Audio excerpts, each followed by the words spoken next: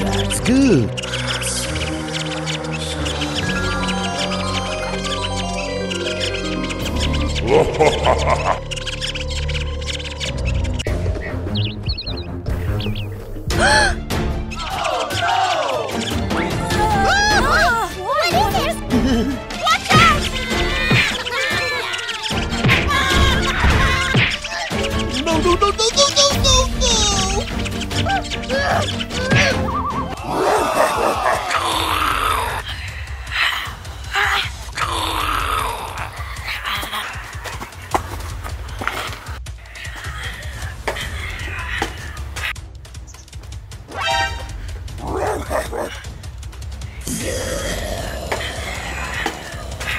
Police! Stop! Stop!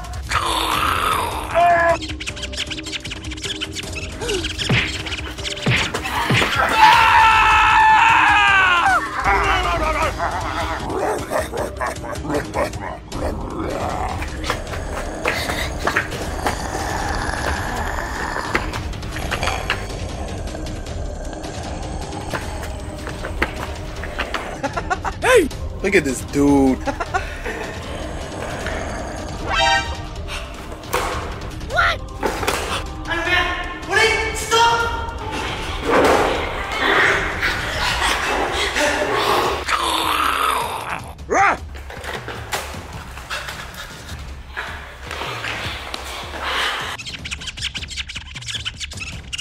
Oh!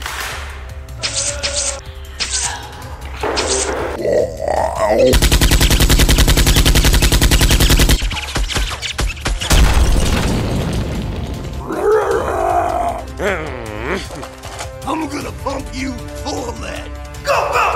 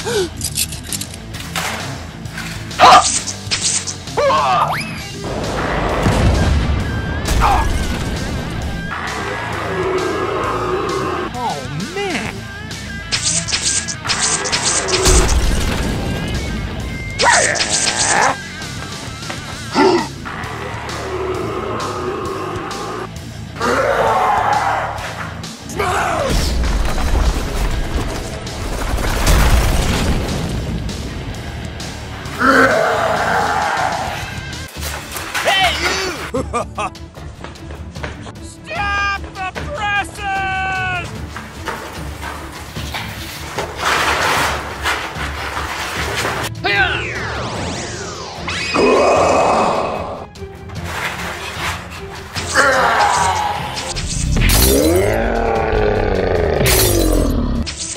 Oh no! Huh?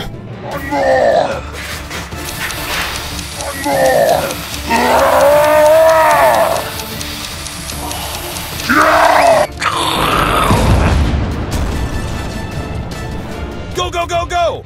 Huh? All right, hurry up!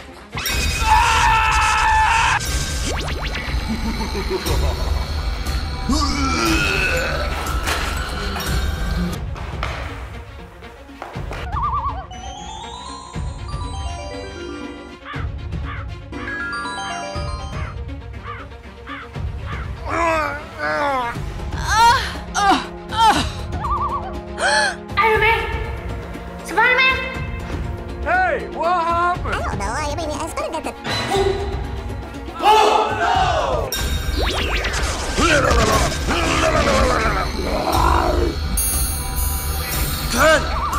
Come on!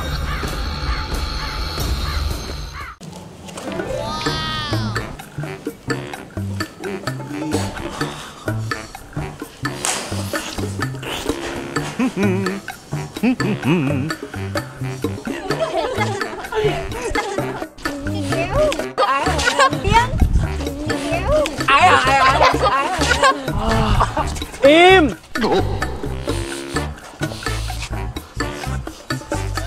What is that? Oh.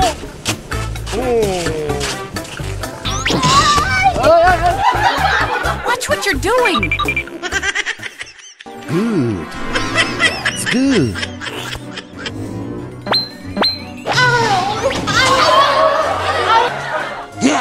Đúng như bọn đồ dụng. Đi.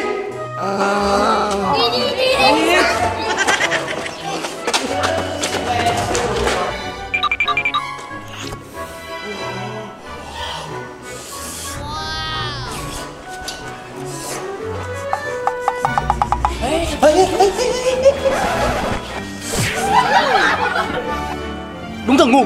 Có đồ ăn kia kìa. What's wrong? Good gravy.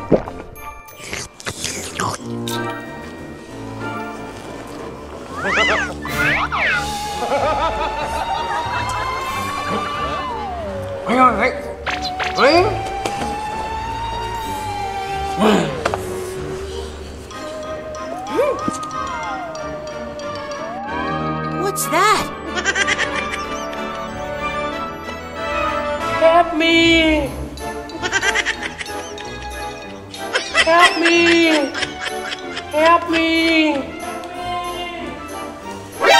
Nani? What happened? Help me. Dr. Freeman, wait. Oh. Hey, you. What's the matter with you? Chân em làm sao thế? I have osteoporosis. Sao lắm lông chân thế nhở? Ồ thế.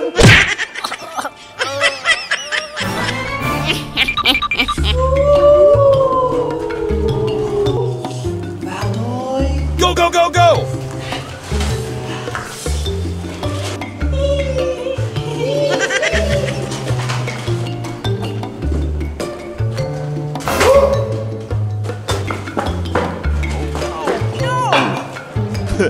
Đứa nào ăn trộm súng xích của mình rồi?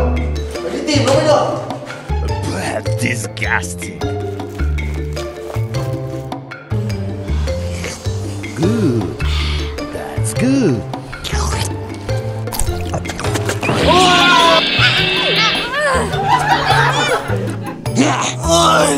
Phần của em đâu anh? That's disgusting. Đâu ơi?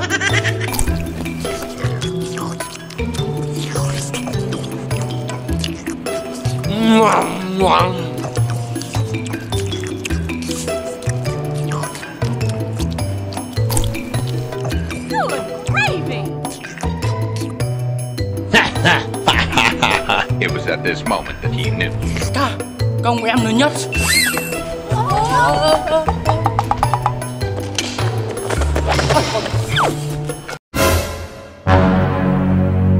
Thì ra là mày à? Cho chúng cho tụi em ta. Đúng đấy. Ra giải cứu nó cái đã. Ăn trộm súng xích của tao à?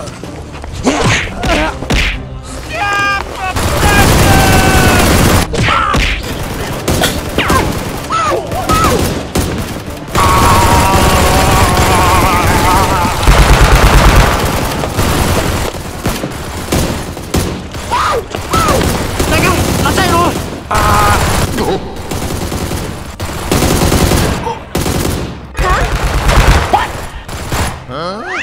Let's get moving! Yes, sir. Hurry up! Nó chạy đâu này cả?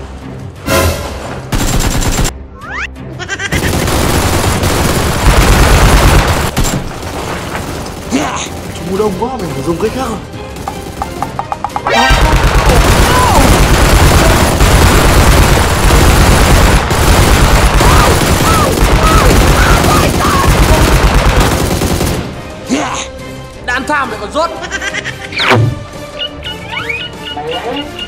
Let's get moving!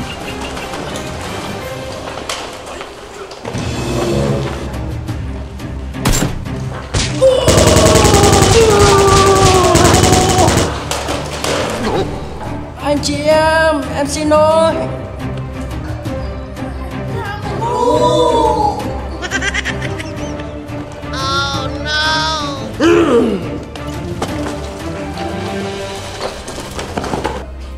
Mày chạy cũng nhanh đấy.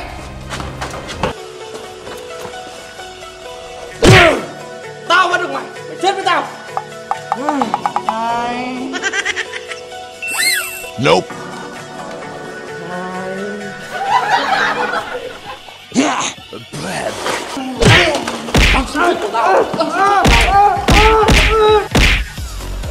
Tao lọc thịt mà ra tao làm xúc xích nhá. Thôi anh ơi, em xin lỗi ạ, em xin lỗi.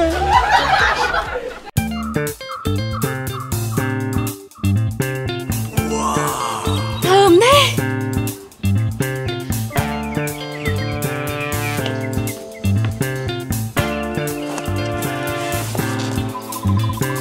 Ai đi ra không? Ai đi ra không? Đi ra đi. Đi ra đi. Đi ra đi. Đi ra đi. Freeze! Bring it on!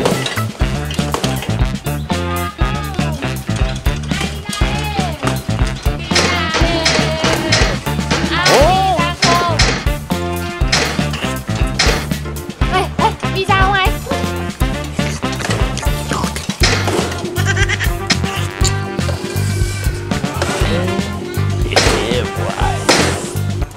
Làm gì đấy chị ơi? Mày đuôi à? Chị mua pizza em đi. Mày không thấy tao làm xe à? Biến đi. Vâng đây. Đang sửa xe bi với trả dạ.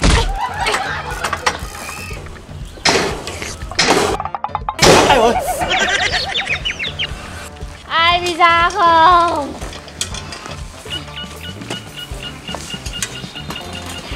À đừng chứ mày ơi.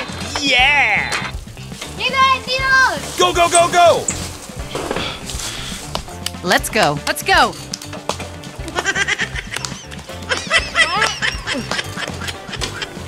Thế là sốc thế. Mệt thế. Chứ mày thấy đói không? Mày thật đấy chị ạ. Làm gì?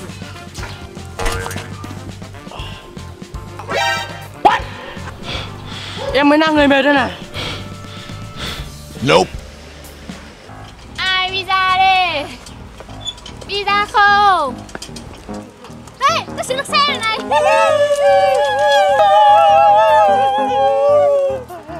Ê, đi đâu?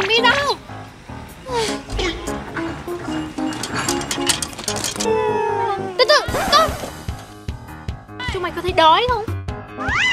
Yes! Yes! Pizza bán sao? Nổ ra đi. 1 đồng 1 miếng chị ơi. Cho tao 4 miếng. Oh no.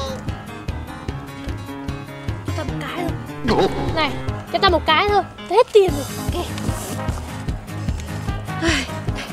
Pizza ngon lắm. Thơm đấy. Đi nhá.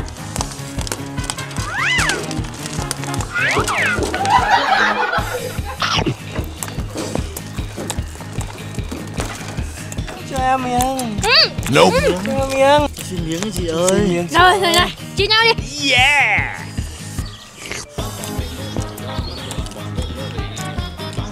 Ngon nhưng mà hơi ít chúng mày nhỉ? Hơi ít. Đắng này.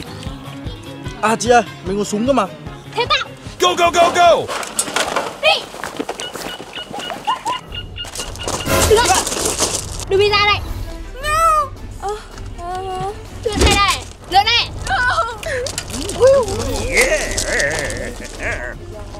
Rồi kìa anh ơi. Uầy, ngon đấy. Uầy. Okay. I have to get out of here. Here we come. Okay, I'm going. Đi.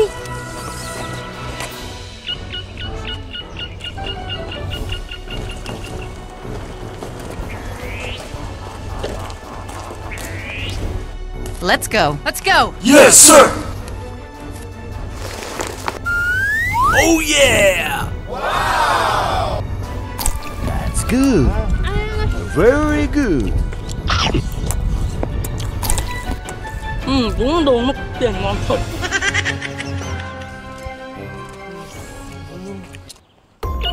I could eat a horse, hooves and all. Stay with me, Freeman.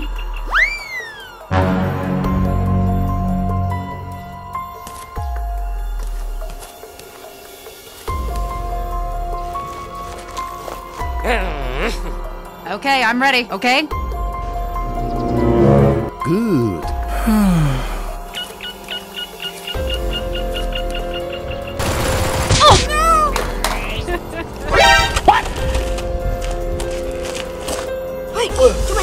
Let's go. Let's go. Go, go, go, go. I feel it.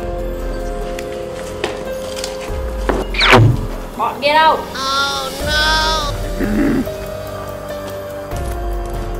This is bullshit. Nani? What is that?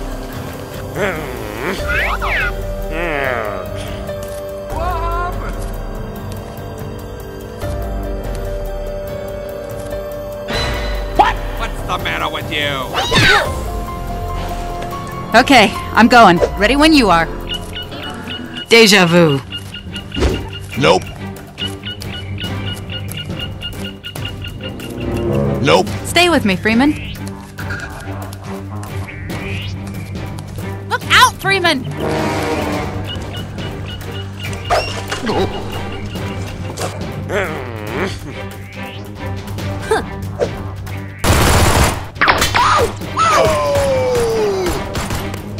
Scanners!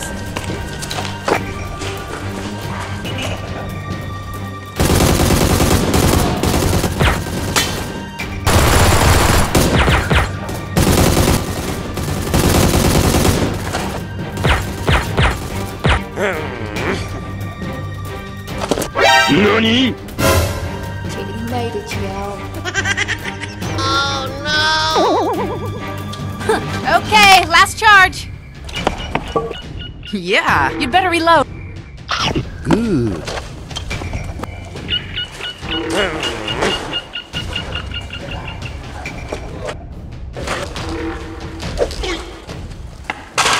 What are you, nuts?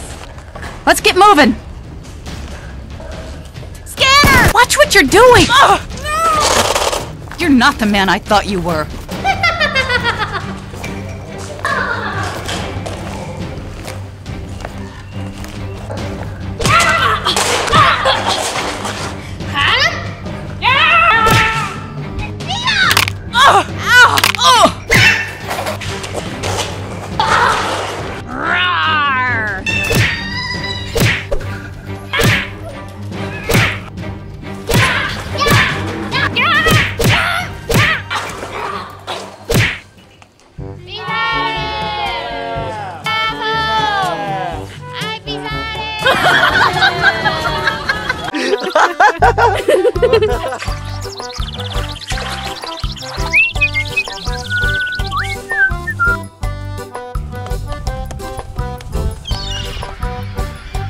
What's up? Hai đứa kia, ai cho chúng mày ở đây?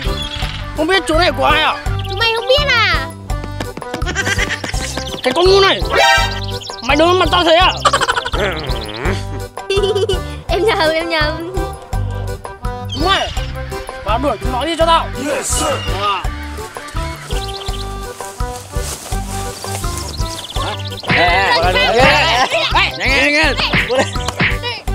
Nhanh.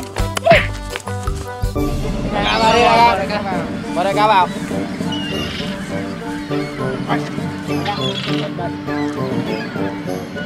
Đại ca mua chỗ này từ bao giờ đấy? Không, tao có mua đâu. Thế chỗ này là của ai vậy đại ca? Mày không biết thật à? Tao cũng không biết.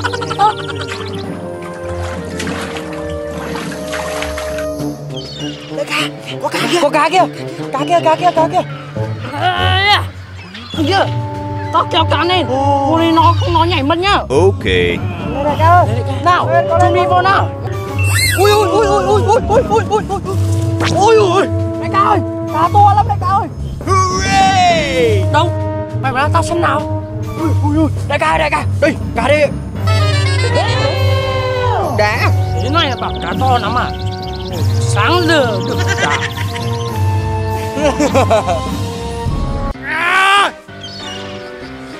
Chúng mày thích không?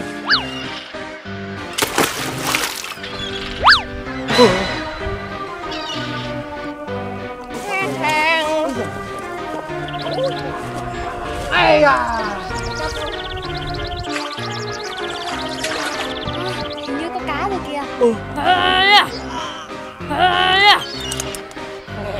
Răng cái kia lại kéo phải rác rồi. Ôi đại ca.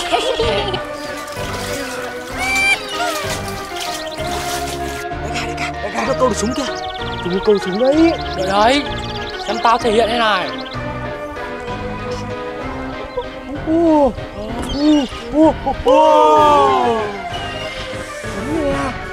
Wow. Oh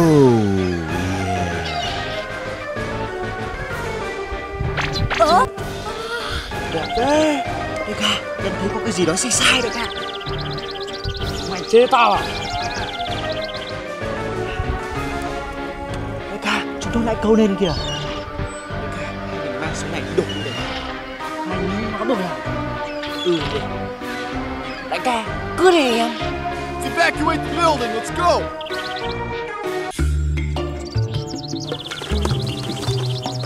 Cái gì đấy? Ấy, anh bình tĩnh, đổi súng anh. Súng bé tí này cũng đổi á? Tôi không đổi đâu. Cả nhà tao đi về. Đi về thôi. Ở lại câu được nhiều cá nhá. Bye bye. Đi về thôi. Nó dám trêu tao à? Thôi đại ca ơi. Thôi. Mày bắn lén tao à? Ơi, không phải em. Đâu phải em đâu. Không phải em đâu. Hey down there!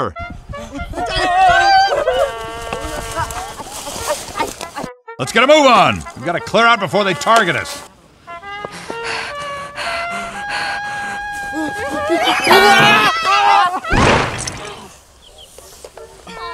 Đấy, em bảo đại ca rồi mà, đừng bắn nó rồi. Tao mà còn đủ hai mắt thì tao bắn chúng nó rồi. Let's go out! Civil protection!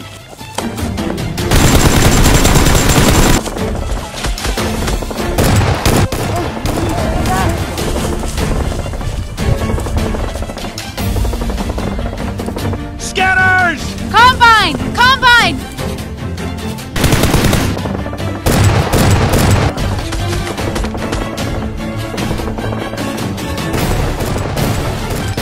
Oh no.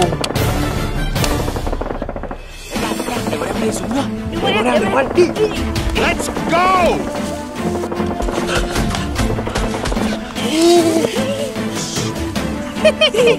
Chờ luôn đi. Nào, tao không thấy động tĩnh gì của nó nữa nhỉ? Lên xem đi. Let's go. Let's go.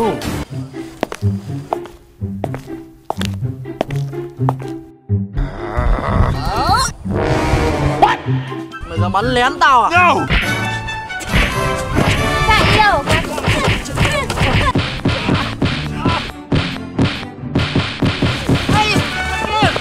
Chạy đâu đây? Bỏ tao vào! Hôm nay đi câu cá không có dâu tây ăn cơ. Mới tạo được đấy.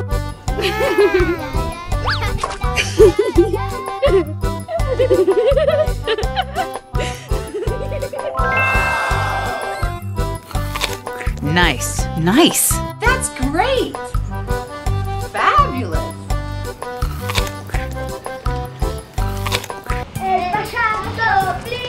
Khoan! Mày làm cái gì đấy? Đại ca nhìn kìa. Đâu? Kìa. Cái gì đây? Dầu ngon thế. Chúng mày đây. Chúng mày đã hiểu chưa? Chúng mày hiểu chưa?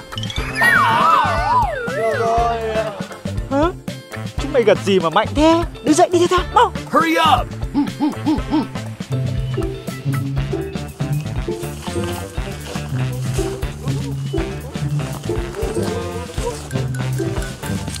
Good gravy. Đại ca, sao giờ đại ca? Thằng này, mày chưa hiểu gì à? Hôm nay mày gật đầu mạnh lắm cơ mà. Nãy em mới hiểu đến đoạn này thôi. Mày ngu lắm, mày sao tao làm thế này? Nhanh nhanh nhanh. It's okay, sir. Đại ca cứ để em. Let's go.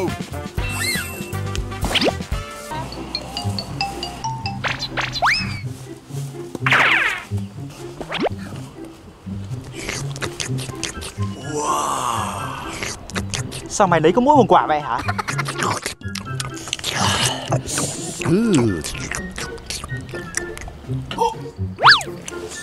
Đại ca để em đi làm lại.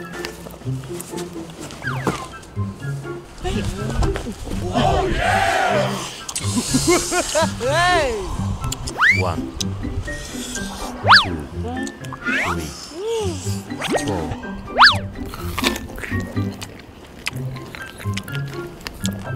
That's good. Ít quá nhỉ? Em thấy thế đấy cả. Thế mày nên lấy tiếp đi. Yes, sir.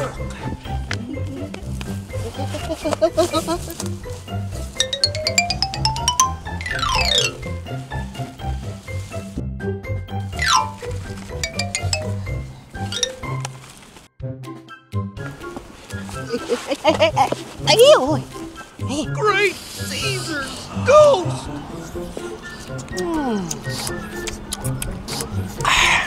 That's pretty good.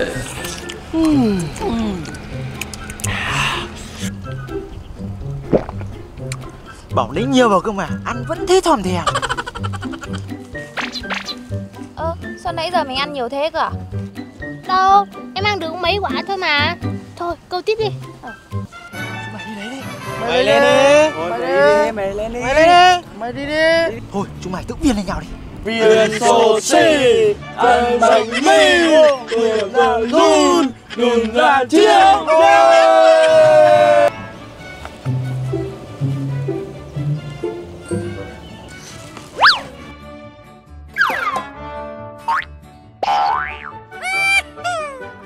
Cái thằng này nên cầm cả hộp cho tao, mau. Wow, That's great.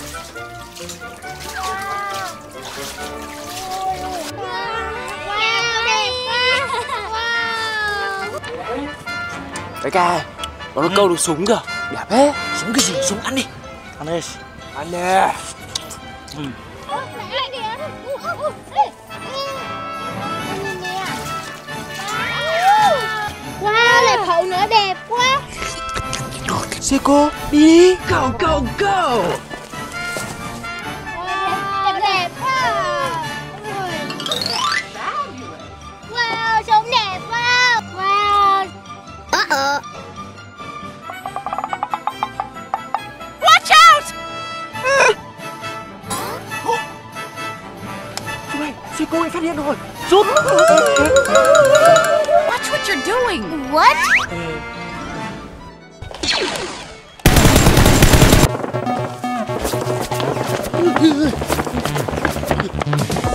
Oh no!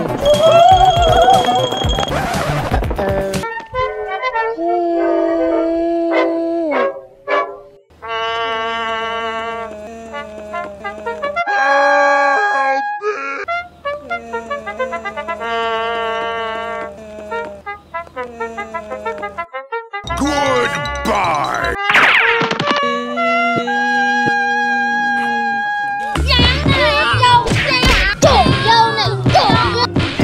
Run for your life! Scanners! Pick up the hacks! Heads off! Head crabs!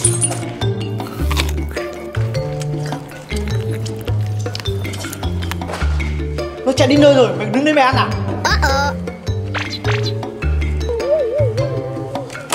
Hey, let me out of here! Trả ơi!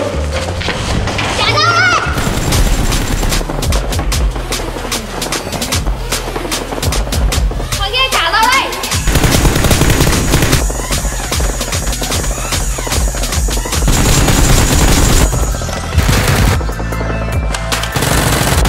Over here! Good gravy. Có giỏi thì ra đây mà lấy này. À,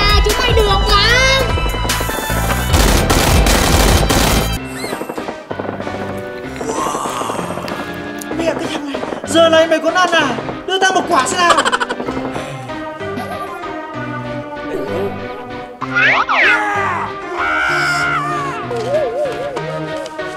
Hết rồi đấy đại ca.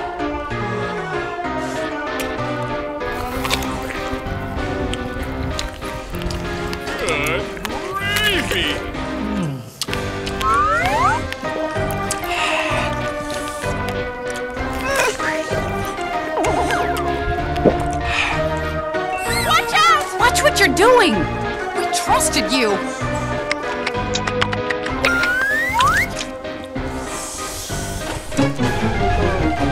Chúng mày chạy đâu cho thoát. Đã bỏ hết rồi. Muốn ăn phải đi mua mà ăn. Đã bỏ là hết rồi. Đâu? Em đã ăn hết rồi. Hết rồi thì đưa tiền đây. This hurts so. Chưa đủ.